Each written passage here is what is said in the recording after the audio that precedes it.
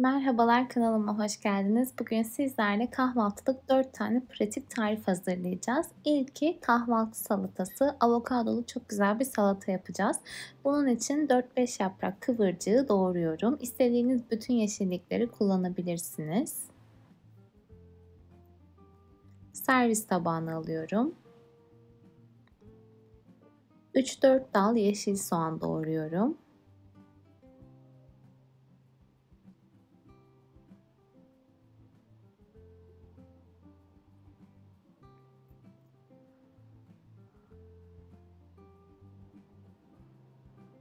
Yine servis tabağına alıyorum. Bir tutam maydanoz, bir tutam da taze nane doğrayacağım. Bu arada salatamın sosu için sadece zeytinyağı ve limon kullandım. Şimdi bolca nar ekliyorum. Nar bu salataya bence çok yakışıyor. Daha sonra ceviz. Ve son olarak da yarım dilimlenmiş avokadoyu ekleyerek salatamı bitiriyorum. Hem çok sağlıklı hem de çok pratik. Tam bir kahvaltı salatası. Şimdi mantar sote yapacağız. Benim yine kahvaltıda çok sevdiğim tariflerden bir tanesi. İlk olarak tavanın içerisine biraz sıvı yağ ekliyorum. 3 tane küçük doğranmış sivri biber ekliyorum. Yumuşayana kadar soteliyorum. Yumuşadıktan sonra bir tane küp küp doğranmış domates ekliyorum.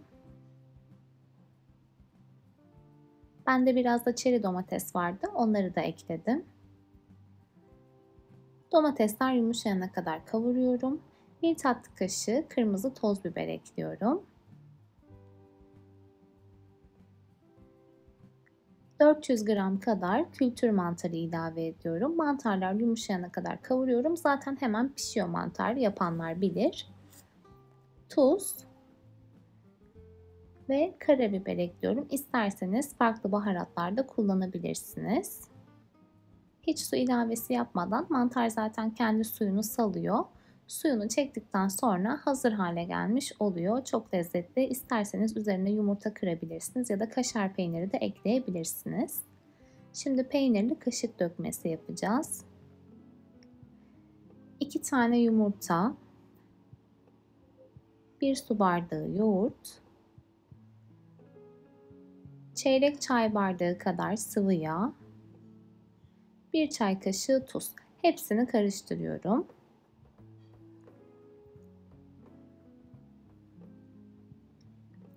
Üzerine 50 gram peynir ekleniyor. Bende labne peyniri vardı. Onu değerlendirmek istedim. O yüzden labne ekledim. Bu sarımsaklı fesleğenliydi sanırım. O labneyi kullandım. Sade de kullanabilirsiniz. Elinizde hangi peynir varsa.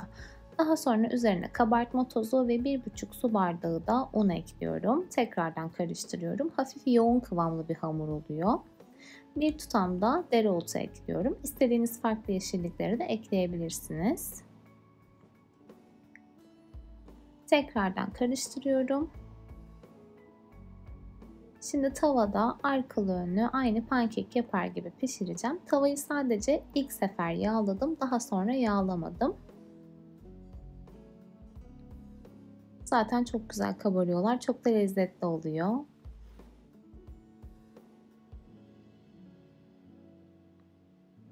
Bu ölçülerle yaklaşık 15 tane falan çıkıyor bu büyüklükte. Servis tabağına aldıktan sonra ortasına biraz dereotu koyarak bitiriyorum.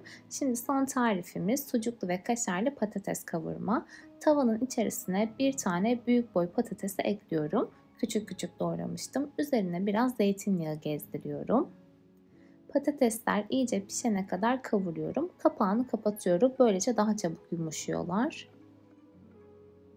Patatesler bu kıvama geldikten sonra artık baharatlarını ekliyorum. Tuz,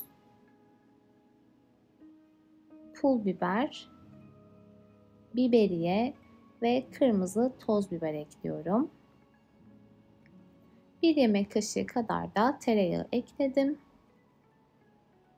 Tereyağı eridikten sonra sucuk ekliyorum. Eklemek zorunda değilsiniz ama seviyorsanız ekleyin. Sosis de ekleyebilirsiniz. Sucuklar kızarana kadar kavuruyorum. En son üzerine kaşar peyniri rendesi ekliyorum. Şimdi kapağını kapatacağım ve kaşar peynirleri eriyene kadar kısık ateşte pişmeye bırakacağım. Peynirler eridi. Bitmiş hali bu şekilde. Gerçekten bu da çok lezzetli oluyor. Bu arada soframı da hazırlamıştım. Umarım tarifler size fikir olur. Videomu beğenmeyi, kanalıma abone olmayı ve yorum bırakmayı unutmayın lütfen. Bir sonraki videoda görüşmek üzere. Şimdilik hoşça kalın.